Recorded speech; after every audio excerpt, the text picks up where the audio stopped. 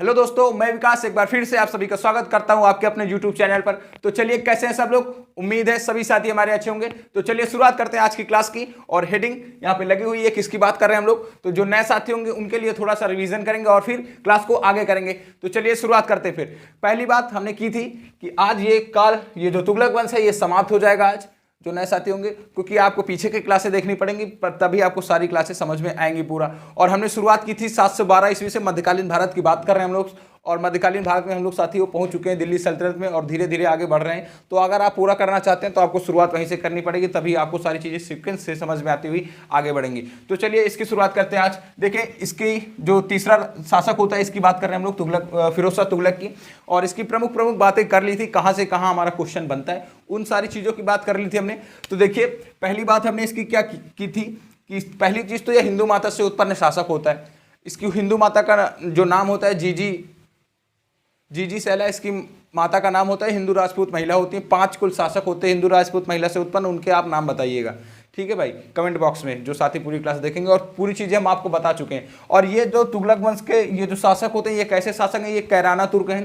कैराना तुर्क कहने से मतलब होता है जिनके पिता मुस्लिम और माता जिनकी हिंदू हैं, उन्हें हम कैराना तुर्क बोलते हैं साथियों।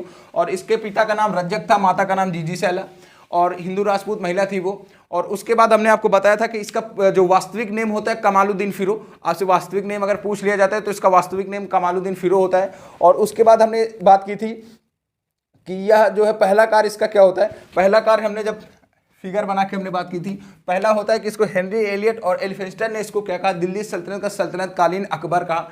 क्यों कहा, इसके पीछे की भी कहानी हमने आपको बताई थी कि बहुत ही शांतिप्रिय शासक होता है। उलेमा वर्ग और अमीर वर्ग के उससे यह राजा बन जाता है। और राजा बनने के बाद यह बहुत सारे कार्य अच्छे अच्छे करता है। किसानों का स्वर्णिम युग कहलाता है इसका शासनकाल, याद रखिएगा, किसानों का स्वर्णिम युग दिल्ली सल्तनत में। तो कौन सा स्वर्णिम युग कहलाता है? तुगलक वंश, किसानों का स्वर्णिम युग। और ये जो वंश है इसलिए इंपॉर्टेंट हो जाता है क्योंकि सबसे लंबा शासनकाल इसी वंश का होता है, और सबसे छोटा शासनकाल खिलजी वंश का होता है। तीसरा राजवंश है दिल्ली सल्तनत का, और आज यह समाप्त हो जाएगा, फिर आगे बढ़ेंगे, ठीक है। उसके बाद दूसरी बात हमने की थी कि जो है यह ब्राह्मणों पे जजिया कर लगा देता है। ब्राह्मणों से जजिया कर वसूलने वाला प्रथम शासक, पूछा गया बहुत बार और आगे पूछा जाता रहेगा। तीसरा हमने बात की थी कि सिंचाई कर लगाने वाला प्रथम शासक, याद आ रहा आपको। और चौथी बात हमने की थी कि जो है 24 जो कष्टदायक कर होते हैं उनसे मुक्ति देकर केवल 4 ही कर वसूलता है। 4 कर कौन कौन से होते हैं उनकी भी बात भाई हमने की थी। तो जो पुराने साथी होंगे इतना जल्दी परेशान नहीं होंगे कि बार बार वही चीज़ें आ रही हैं। तो देखिए आपका रिवीजन होता जा रहा है, और जो नए साथी होंगे उनके लिए भी थोड़ा क्लास करने में आसानी होगी, ठीक है। ये 4 चीज़ें हो गई भाई जहाँ से क्वेश्चन बनता था हमारा। अगली बात हमने इसकी अन्य महत्वपूर्ण चीज़ों की बात की थी कि देखिए, सबसे पहले हमने आपको बताया था कि ये सरकारी पदों को वंशागत बनाता है ना। पहली चीज यहाँ पे क्या बात की थी कि सरकारी पदों को वंशागत बनाने वाला प्रथम शासक होता है। अगली बात हमने की थी भाई कि जो है वेतन के बदले जागीर देता है।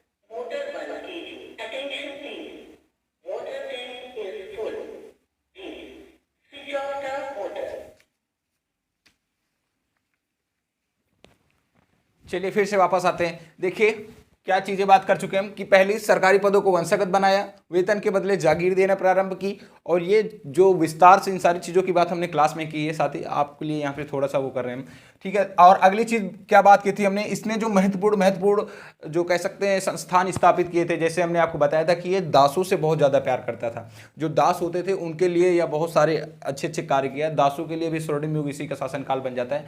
तो क्वेश्चन आपसे यहाँ से ये बनता है कि किसके शासनकाल में सर्वाधिक दास थे। यह सर्वाधिक दास रखने वाला शासक तो एफएसटी ही होता है। और उसके बाद इसने क्या किया कि दीवानों के दासों के लिए इसने जो विभाग बनाया था, दीवान ए बंदगान।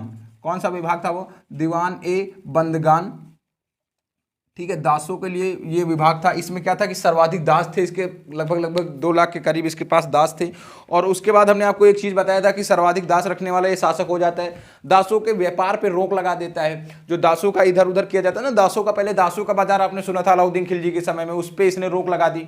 उसके बाद क्या हुआ कि जो है दास जो भेंट किए जाते थे सुल्तान को, बहुत सारे लोग आते थे मिलने तो दास भेंट करते थे, उस पर इसने रोक लगा दी थी। अगली चीज़ हमने आपको बताया था साथी कि इसने जो है एक और विभाग की स्थापना की थी, दारुल शिफा, है ना।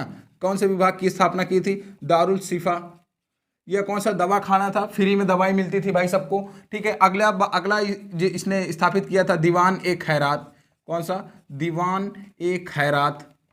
राइटिंग पे मत जाइएगा क्योंकि राइटिंग के चक्कर में बहुत ज़्यादा समय हो जाएगा। दीवान खैरात की विभाग की स्थापना की थी। तो हमने आपको बताया था कि इस विभाग का कार्य क्या था कि जो लोग संपत्ति का दान करवाता था, इसके जो लोग मतलब दान करते थे वो इस पर इकट्ठा किया जाता था और इससे फिर जो है गरीब कन्याओं का विवाह होता था, पढ़ाई लिखाई के खर्च करवाता था। हमने आपको बताया ना कि ये स्वर्णिम युग है हर चीज़ों के लिए, किसानों के लिए काफ़ी सारी चीज़ें इसने की। और अगला हमने बताया था आपको कि इसने अनुवाद विभाग की स्थापना की थी भाई। किसकी? अनुवाद विभाग। अनुवाद विभाग का कि मतलब जैसे ग्रंथों के अनुवाद के लिए इसने बहुत सारी, और जो सारी किताबें मिलती थी उनके अनुवाद के लिए इसने एक अलग से विभाग ही स्थापित कर दिया भाई। झंझट ही खत्म। क्या कर दिया? झंझट खत्म किया, अनुवाद विभाग की स्थापना कर दी। अगला हमने आपको बताया कि दीवान ए इस्तकराज। दीवान ए इस्तकराज या क्या था भाई? या क्या था भाई? साथी बताएगा कोई हमारा? तो इसका क्या कार्य था? या जो है पेंशन विभाग था, जो बूढ़े व्यक्ति थे उनको पेंशन दी जाती थी। और अगली महत्वपूर्ण हमने बात की थी, एक आपसे पूछा जाता है सबसे ज्यादा, कि जो अशोक का जो लेख था, है ना, अशोक का स्तंभ लेख था, एक टोपरा था। कौन सा था? एक टोपरा और मेरठ। ये 2 लेखों को दिल्ली लाकर किसने गढ़वाया मेरे भाई? तो आपको बताया था हमने किसने गढ़वाया यार, बताओ अब तो बताओ, जल्दी से बताओ कौन होता है? तो यही होता है, इसने दोनों लेखों को उखड़वा कर वहाँ दिल्ली में गढ़वाया था। और ये स्तंभ लेख क्या होते हैं हमने आपको बताया कि बिजली का खंभा, समझ रहे हैं ना आप? बिजली का खंभा, ऐसे थोड़ा चौड़े होते थे जो पत्थर, तो उन पे जो है जो राजा होते थे ना, वो अपनी छाप छोड़ने के लिए, अपनी विशेषताएं बताने के लिए, अपने जो कार्य उन्होंने किए उन सारी चीज़ों को उसमें लिखवा देते थे। और वही होता है, जैसे आप देखते हो शिलान्यास किया है ना, ये आ रहे हैं वो आ रहे हैं, वही सिस्टम पहले था। तो वही 2 लेखों को उधर इसने गढ़वाया। और अगली चीज़ हमने आपको बताई थी कि इसने 2 अभियान भी किए और दोनों अभियानों में असफल रहा। वो कौन कौन से अभियान थे भाई, कोई बताएगा? तो 2 अभियान इसके थे, एक था बंगाल का, है ना, 2 अभियान किए थे, एक बंगाल का था और दूसरा सिंध पर था। दोनों असफल हुए। और जब दोनों असफल हुए तो इसको क्रोध आ गया यार, है ना। 2 अभियान इसने किए और दोनों इसके असफल हो गए, मूड खराब हो गया यार इसका। अब करें तो करें क्या, साला ये दुख खत्म काहे नहीं होता, है ना। तो दोनों अभियानों में असफल हुआ यार, गुस्सा आ गई इसको और गुस्से पे इसने 2 क्रूर कार्य किए। एक पहला तो इसने जगन्नाथ मंदिर को तोड़ा, ठीक है, जगन्नाथ मंदिर को तोड़ा, जगन्नाथपुरी मंदिर को तोड़ा। अगला ज्वाला देवी मंदिर को तोड़ा। किसको तोड़ा? ज्वाला देवी मंदिर, उड़ीसा में जगन्नाथपुरी जी। और ज्वाला देवी मंदिर कहाँ पे था? तो यह नागरकोट नेपाल। कहाँ पर था? नागरकोट नेपाल। इन दोनों मंदिरों को तोड़ा। और हमने आपको बताया था कि जगन्नाथपुरी मंदिर की इसने मूर्ति जो है समुद्र में फेंकवा दी थी। और ज्वाला देवी मंदिर तोड़ा नागरकोट नेपाल में। पूछा जाएगा आपसे, 2 क्रूर कार्य इसने किए। और उसके बाद इसने मंदिरों के पुनर्निर्माण पर रोक लगा दी, है ना, ये कार्य हुए इसके। और जगन्नाथपुरी मंदिर का पुनर्निर्माण और निर्माण, ये सारी चीज़ें हम बात कर चुके थे, तो थोड़ा आपको पीछे की क्लास देखनी पड़ेंगी। और शानदार क्लास थी वो भाई, अच्छी मेहनत की थी हमने उसमें, है ना। ये सारी चीज़ें हो गई। और क्या बात की थी यार इसके बारे में? हाँ, एक चीज़ और हमने आपको बताया था कि इसका जो वजीर था खान ए जहाँ तेलगानी, उसका इसने अष्टभुजाकार मकबरा बनवाया था, है ना, अष्टभुजाकार मकबरा बनवाया था। और वह दिल्ली सल्तनत की प्रथम अष्टभुजाकार, मतलब कह सकते हैं बिल्डिंग है या उसको जो भी कहा जाए, है ना। और उसके बाद हमने आपको बताया था कि इसने क्या किया? ताश ए घड़ियाल नामक जलगड़ी का निर्माण करवाया। क्या करवाया? ताश ए घड़ियाल नामक जलगड़ी का निर्माण करवाया। और ये ताश ए घड़ियाल नामक जलगड़ी क्या होती है ये भी हमने आपको बताया था। हाँ, अष्टभुजाकार मकबरा बनवाया था यार इसने, है ना। तो दिल्ली सल्तनत का प्रथम अष्टभुजाकार मकबरा इसी के जो वजीर हैं खालिद जहां तेलगानी उसका था। और ताश ए घड़ियाल नामक जलगड़ी का निर्माण करवाता है। जलगड़ी क्या होती है हमने आपको बताया, कटोरा नुमा होती है, उसमें छेद होते हैं जगह जगह पर। गूगल पे आप सर्च करिएगा आपको आ जाएगी समझ में। तो आज बात करते हैं, देखिए सारी चीज़ें बात इसी में कर ली है हमने, है ना। अब यहाँ से अगर आपको नहीं समझ में आए बताइएगा, फिर से आपको समझा दिया जाएगा। है ना, लेकिन आपसे चीज़ें होनी चाहिए यार। अगर इतना होने के बाद भी नहीं समझ में आ रहा, बताइए अब क्वेश्चन पूछेगा तो कहाँ से पूछेगा, बताइए यार। सारी चीज़ें तो हमने बात कर ली है ना, कहानी सुनना तो पीछे चले जाइएगा, और इस तरह पढ़ना है तो बताइए। फिर हो गई सारी चीज़ें भाई, कंप्लीट हो गई।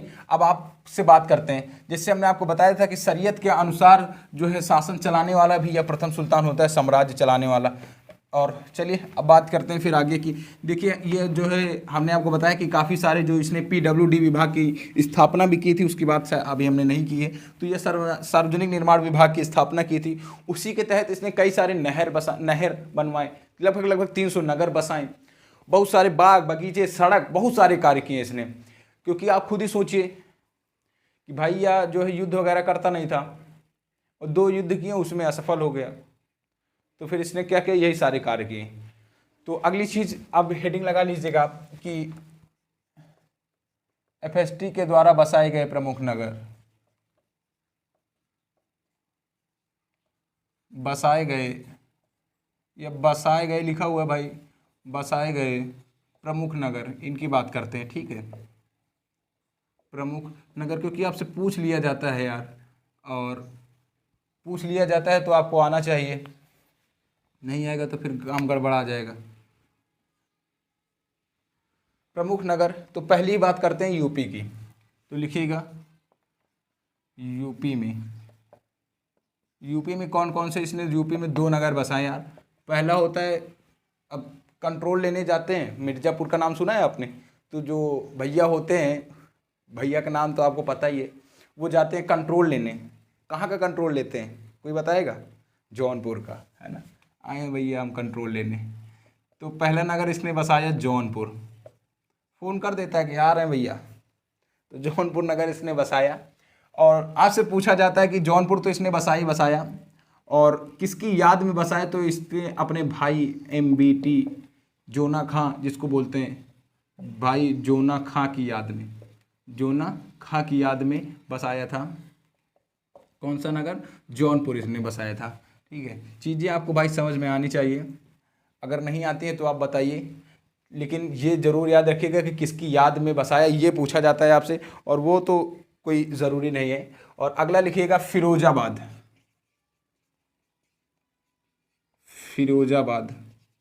2 नगर बसाए यूपी में, एक जौनपुर एक फिरोजाबाद, और इसको अपनी नई राजधानी बनाया, ठीक है भाई, इसको अपनी नई राजधानी बनाया, नई राजधानी बनाया। समझ में आ रही ना यार चीज़ें आपको? भाई समझ में आ रही कि नहीं यार, कुछ बता तो दिया करो यार, हमको पता तो चले कि ऐसे ही हम बोलते चले जा रहे हैं। और अगला पंजाब में एक नगर बसाया था इसने, फिरोजपुर। पंजाब में कौन सा बसाया था? तो एक ही बसाया था भाई, फिरोजपुर, ठीक है। तीसरा लिख लीजिएगा हरियाणा में कौन कौन से नगर बसाए, तो हरियाणा में 2 ही बसाता है यार, है ना, ज़्यादा नगर नहीं बसाता है। मतलब नगर तो बहुत सारे बसाता है, लेकिन सबकी बात करेंगे तो बहुत लंबा हो जाएगा ना, तो ज़्यादा बात नहीं करते हैं। जो इम्पोर्टेंट हैं, जो पूछे जाते हैं उनकी, तो पहला था हिसार, है ना, और दूसरा था यार फतेहाबाद। दूसरा कौन सा था? फतेहाबाद। और दिल्ली वाला तो सभी को पता ही है भाई, दिल्ली में कौन सा बसाया था? दिल्ली में कौन सा था? फिरोज शाह कोटला, फिरोज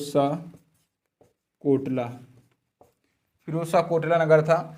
और वर्तमान में इसको अरुण जेटली कर दिया गया इसका नाम। और जो है अगर इससे आपसे पूछा जाता है तो इसको जिन्नों का नगर कहा जाता है भाई मेरे। किसका? जिन्नों का नगर या शहर, जो भी आपको समझ में आए कर लीजिएगा। हाँ, जिन्नों का नगर या शहर इसको ही बोलते हैं, नगर या शहर कर लीजिएगा। जिन क्या होते हैं समझ में आया ना भाई भैया? जिन बताएं क्या क्या होता है आपको? वो जो ऐसे कटोरा टाइप होता है ना, लोटा टाइप, ऐसे सी से ऐसे आगे निकलता है, जी हुकुम मेरे आका, बताइए क्या करना है आपके लिए।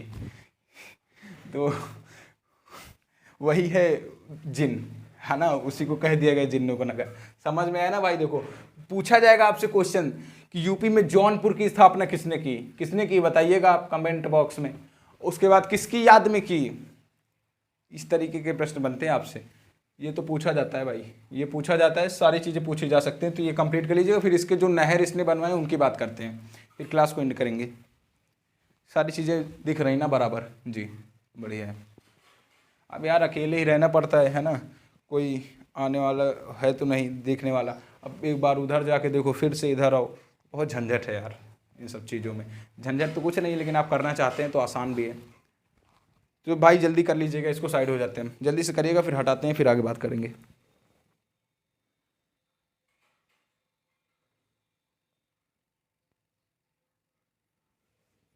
चलिए हो गया, प्रमुख नगरों की बात कर ली है। अब प्रमुख नगर की जगह जो है आप नहर कर लीजिएगा। ये जो नगर लिख रखा ना हमने, इस नगर की जगह जो है आप इसमें नहर लिख लीजिएगा। फिर उस नहर की बात करते हैं, क्योंकि इसने 3-4 नहरें बनवाई हैं जिनका अधिकतर पूछा जाता है हमसे। तो इन नगर की जगह कर लीजिएगा नहर, बाकी कुछ करने की ज़रूरत नहीं है। नहर क्या कर लीजिएगा, नहर। पहली नहर इसकी होती है अलूखनी या अलूखनी, अलूगखनी या अलूखनी नहर होती है इसकी, 150 किलोमीटर लंबी होती है।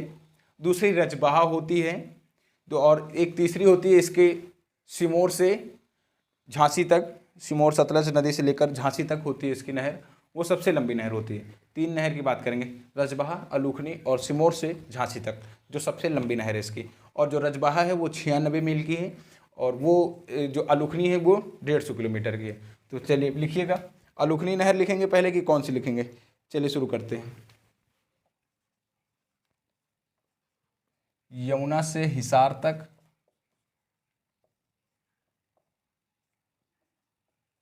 यमुना से हिसार तक 150 किलोमीटर लंबी है। इसको अलूग खनी भी बोलते हैं यार, और इसको अलूखनी भी बोलते हैं शायद। हाँ, उलूग खनी,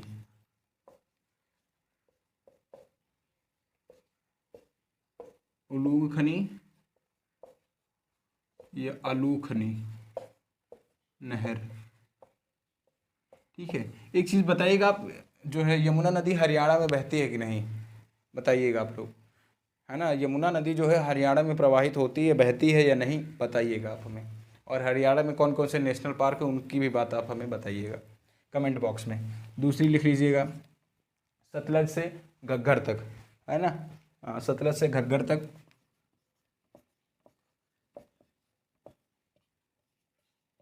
सतलज से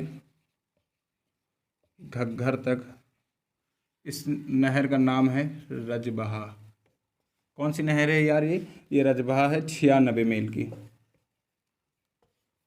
तीसरी लिख लीजिएगा, सिमोर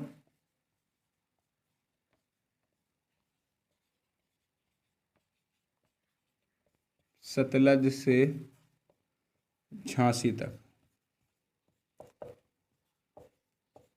झांसी तक सबसे लंबी नहर इसकी है,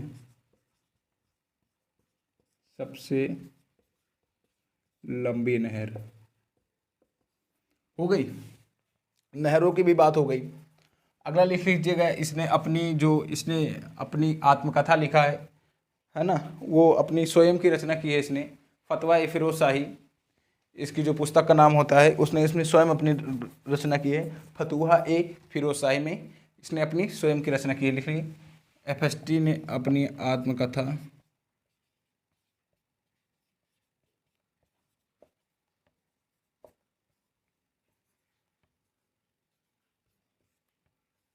फतुहा फिरोज शाही,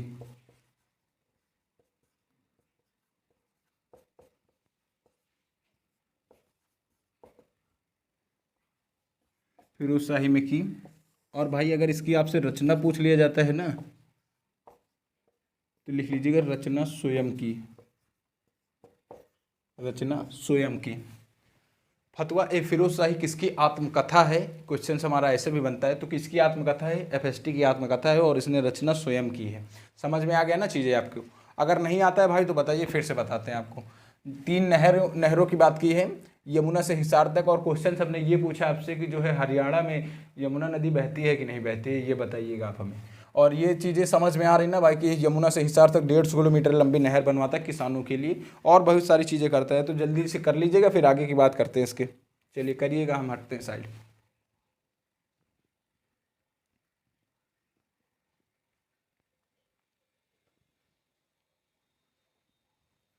चलिए हो गया, बस ज़्यादा समय नहीं है क्योंकि अभी बहुत बात करनी है और इसको ख़त्म करना है आज।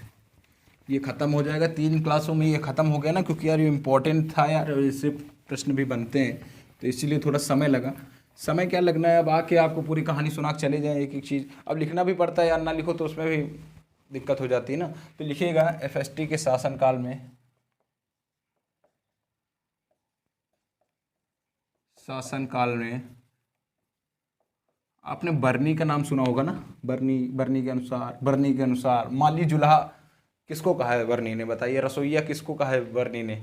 चीज़ें बात कर चुके हैं हम, जो साथी लगातार जुड़े होंगे क्लास से उनको पता होगा किसको कहा है यार। कोई बताएगा साथी तो बताइएगा आप, अगर आपको याद हो। बहुत सारी चीज़ें पूछते हैं लेकिन कोई बताता नहीं है, और उम्मीद हमें पहले से ही होती है, उम्मीद हम करते भी नहीं है कि कोई बताएगा, लेकिन ठीक है, आपको आना चाहिए, बताने की ज़रूरत नहीं है। एफएसटी के शासनकाल में लिखिएगा बर्नी भारत आया, बर्नी भारत आया, और इसी के शासनकाल में इसने 2 ग्रंथों की रचना की। इसी के शासनकाल में 2 ग्रंथों की रचना की। 2 ग्रंथों की रचना की, समझ रहे हैं ना आप। देखिए बर्नी इसी के शासनकाल में भारत आता है, एफएसटी के शासनकाल में। हमने आपको पहले से भी बता रखा है कि बर्नी के जो कथन मिलते हैं, बहुत सारे कथन मिलते हैं, और उनकी बात हम कर चुके हैं कि किस किस में या क्या क्या किसको कहता है। और इसी के शासनकाल में या भारत आता है, तो इसने 2 रचनाएं की इसके शासनकाल में, वो पूछा जाएगा आपसे, क्योंकि रचना तो इसकी सारी है, लेकिन किसके शासनकाल में की, अगर ये घुमा के पूछ लिया ना तो इसमें आप फंस जाएंगे। तो इसका शासनकाल जरूर याद रखिएगा। 2 रचनाएं करता है, और 2 रचनाओं में इसकी पहली रचना होती है तारीख ए फिरोजशाही। पहली रचना होती है तारीख ए फिरोजशाही, और दूसरी होती है फतवा ए जहांदारी। फतवा ए जहांदारी, और जैसे फतवा ए जहांदारी और तारीख ए फिरोजशाही है, तो बहुत सारे साथियों को कन्फ्यूजन हो जाता है, क्योंकि देखो उसकी जो आत्मकथा की अभी इसके पहले हमने बात की ना, जो नीचे यहाँ पे हमने लिखा था, उसकी जो आत्मकथा है उसमें लिखा हुआ है फतवा ए फिरोजशाही है। फतवा ए फिरोजशाही यह उसकी आत्मकथा है एफएसटी की। और फतवा ए जहांदारी ये बर्नी ने लिखा है, उसमें शरीयत के कानूनों का उल्लेख है। और जो है, जो इसकी पहली पुस्तक है तारीख ए फिरोजशाही, इसमें जो है उसने लिखा हुआ है 1351 से लेकर के 1356 ईस्वी तक इसके शासनकाल का लिखा है। 1351 से 1388 तक इसका शासनकाल होता है। 5 साल का शासनकाल इसने वर्णन किया है। और अगर आपसे पूछ लिया जाता है कि एफएसटी के संपूर्ण शासनकाल का वर्णन, तो शम्स ए अफीक ने किया है। ठीक है, दूर हुआ ना कि 1351 से 55 तक इसके शासनकाल बर्नी ने किया है तारीख फिरोजशाही में, और शम्स ए अफीक ने जो है इसका संपूर्ण शासनकाल का वर्णन किया है। तो इसके शासनकाल में 2 ग्रंथों की रचना की। तो पहला ग्रंथ क्या होगा, तारीख ए फिरोजशाही,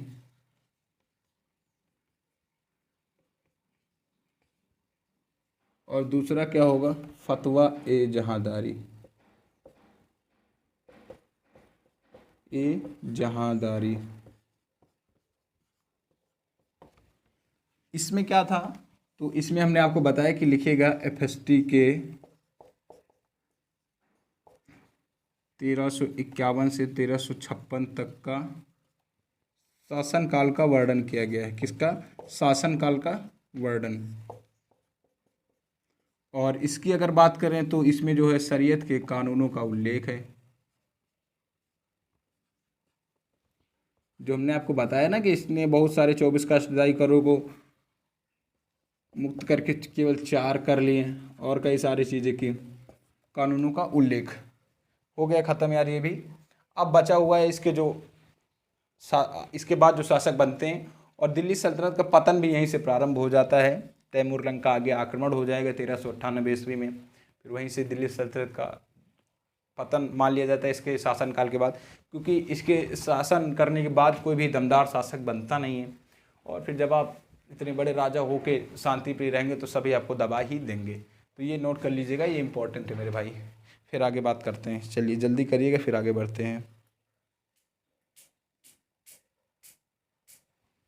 है ना। हाँ यार, एक चीज़ और लिखना तो भूल ही गए कि शम्स ए अफीक ने इसके संपूर्ण शासनकाल का वर्णन किया है, लिख लीजिएगा।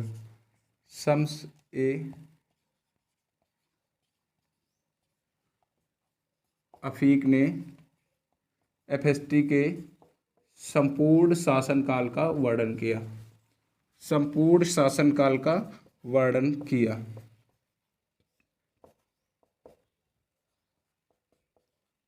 संपूर्ण शासनकाल का वर्णन किया।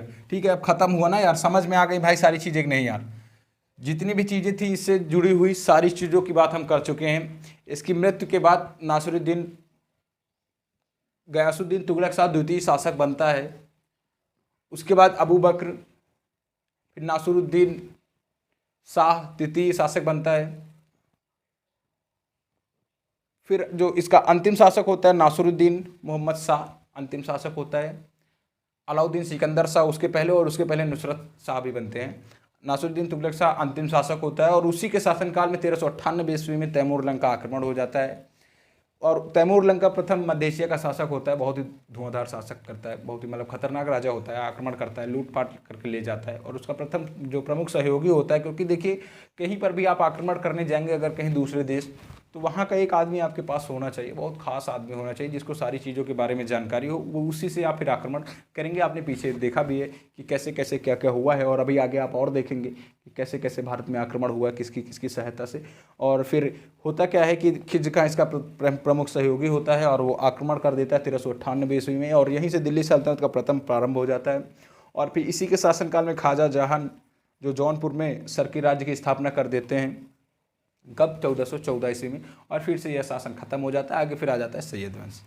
तो उम्मीद करते हैं ये चीज़ आपने नोट कर ली होगी। फिर आगे की बात करते हैं इसकी। शम्स ए अफीक ने इसके जो है एफएसटी के संपूर्ण शासनकाल का वर्णन किया है। हाँ, एक चीज़ और लिख लीजिएगा, आप याद आ गई कि जो है वजीर का पद जो है,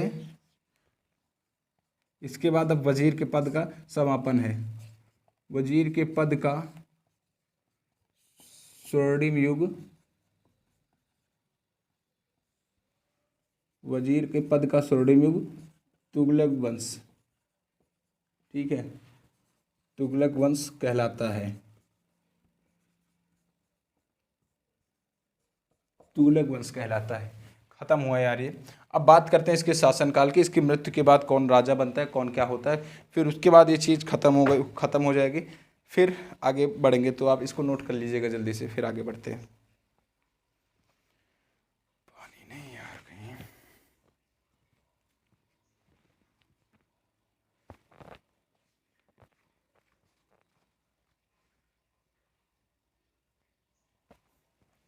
चलिए खत्म।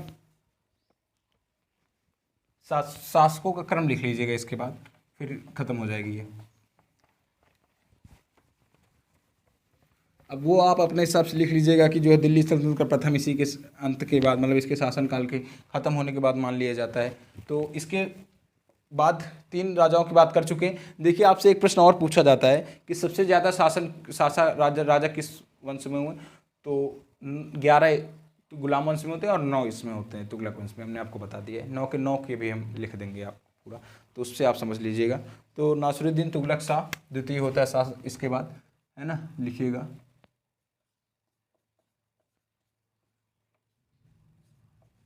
नासिरुद्दीन गयासुद्दीन तुगलक शाह, पूरा नाम होता है नासिरुद्दीन गयासुद्दीन तुगलक शाह द्वितीय, राजा बनता है इसके बाद। ठीक है, इसके बाद राजा बनता है अबू बकर शाह, राजा बनता है। उसके बाद बनता है नासिरुद्दीन तुगलक शाह तृतीय, राजा बनता है। नासिरुद्दीन तुगलक शाह तृतीय राजा बनता है, और उसके बाद नासिरुद्दीन मोहम्मद शाह तृतीय है या तुगलक शाह तृतीय है?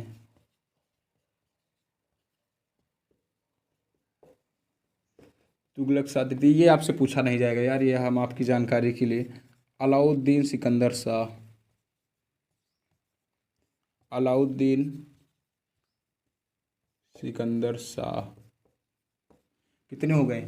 तीसरा ये था, चौथा, पांचवा, सातवां, और 8वां हो जाएगा नुसरत शाह।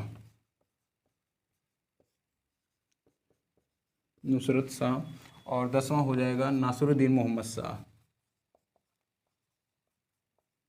अंतिम शासक होता है। तो ये क्रम एक बार आप नोट कर लीजिएगा, फिर यहीं से कहानी जोड़ते हैं। देखिए फिरोज शाह के बाद, एफएसटी के बाद राजा बना, एफएसटी के बाद राजा बना और ये कुछ महीनों के लिए ही राजा बनता है, कुछ महीने शासक रहा।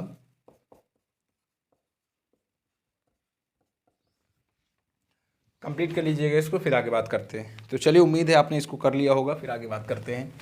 समझ में आया ना भाई, कितने 9 के 9 शासक हमने आपके लिए लिख दिए हैं।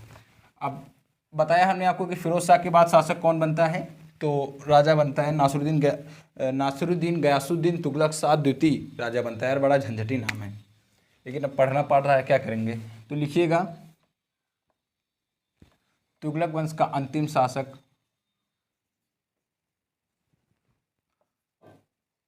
तुगलक वंश का अंतिम शासक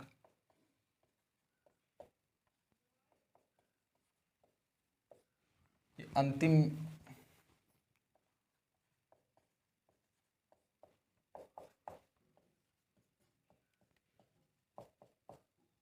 नासिरुद्दीन मोहम्मद शाह होता है भाई। ठीक है, पूरा नाम लिखने की ज़रूरत नहीं यार, आप ऐसे लिख लीजिएगा, नासिरुद्दीन मोहम्मद शाह होता है। लिखिएगा, इसी के शासनकाल में 1398 में तैमूर लंग आक्रमण कर देता है, बता चुके हैं आपको, है ना। इसी के शासनकाल में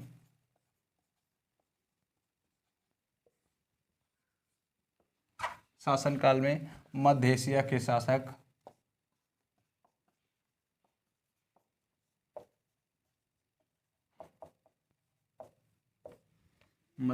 शासक तैमूर लंग ने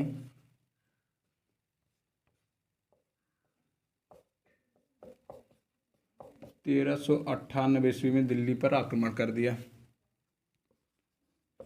1398 ईस्वी में आक्रमण किया। ठीक है भाई, 1398 में आक्रमण किया। और इसका लिख लीजिएगा प्रमुख सहयोगी,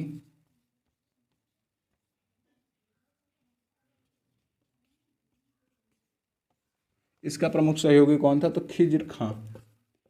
कौन था, खिज्र खां प्रमुख सहयोगी था। तो भाई क्लास अब ख़त्म हुई। लिख लीजिएगा एक अंतिम पॉइंट, 1414 में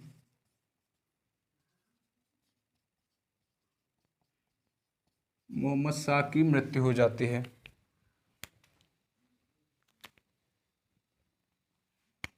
मोहम्मद शाह की मृत्यु हो जाती है। उसके बाद से सैयद वंश स्टार्ट हो जाता है और 1414 ईस्वी में ही जौनपुर में ख्वाजा जहां द्वारा सरकी राज्य की स्थापना की जाती है। वो पॉइंट आप अपने हिसाब से कर लीजिएगा।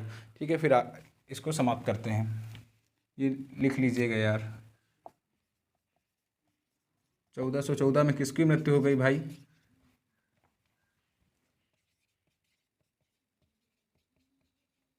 मोहम्मद शाह की। ठीक है, फिर ख़त्म करते हैं इसको। हो गया सारी चीज़ें। और 1414 में ही लिख लीजिएगा इधर कि ख्वाजा जहां द्वारा जौनपुर में सरकी राज्य की स्थापना, जौनपुर में 1414 में जौनपुर में सरकी राज्य की स्थापना की गई।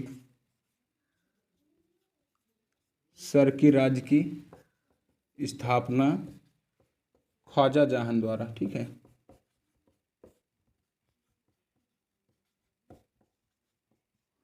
ख्वाजा जहां द्वारा। भाई समझ में आ गई पूरी चीज़ें आपको। उम्मीद करते हैं सारी चीज़ें आपको समझ में आई होंगी अच्छे से। भाई कोई भी आपका डाउट होता है बताइएगा, उसको दूर कर दिया जाएगा। और अगर आपको चीज़ें अच्छी लगती है तो आगे तक ज़रूर पहुंचाइएगा धीरे धीरे। और धीरे धीरे इसी तरह से हमारा कारवां बढ़ता रहेगा और जैसे जैसे कारवां बढ़ता रहेगा आपको और अच्छी चीज़ें देने का प्रयास करेंगे हम। तो चलिए फिर क्लास को यहीं पर समाप्त करेंगे, कल मिलेंगे अपनी नई क्लास में। तब तक के लिए आप हंसते रहिए, मुस्कुराते रहिए और ज़िंदगी में, लाइफ में अपने आगे बढ़ते रहिए। तब तक के लिए सभी को जय हिंद, जय भारत।